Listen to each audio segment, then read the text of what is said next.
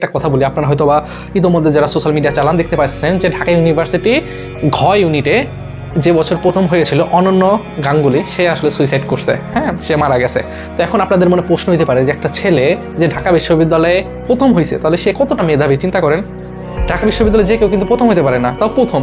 বাংলাদেশে কিন্তু অনেক স্টুডেন্ট ঢাকা ভার্সিটিতে পরীক্ষা দেয়, টপ হওয়া মানে অবশ্যই সে অনেক বেশি মেধাবী।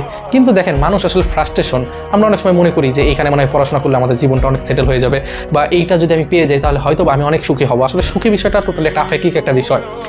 কোন একটা ভালো প্রতিষ্ঠানে বা কোন একটা ভালো জায়গায় পড়লে যে আমরা হ্যাপি হব বা সুখী হব, বিষয়টা এমন কোনো কিছু না।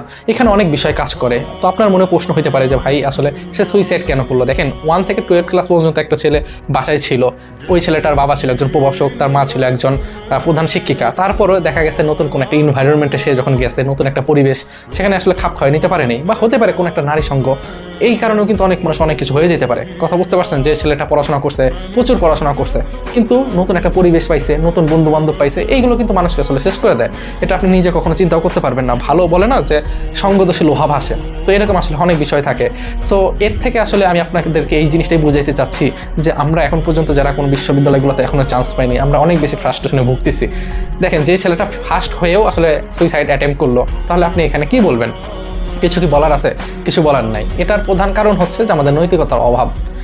কথা বুঝতে পারছেন? সো আপনাদের উদ্দেশ্যে আমি একটা কথা বলবো, যারা এখন পর্যন্ত চান্স আসলে কোনো জায়গায় হয়নি, আপনারা আসলে হতাশ হওয়ার কোনো কারণ নাই। কারণ আপনার যে খোদা তাআলা বা আপনার যে সৃষ্টিকর্তা কোথায় কি ভালো, সেটা কিন্তু সেই ভালো জানে।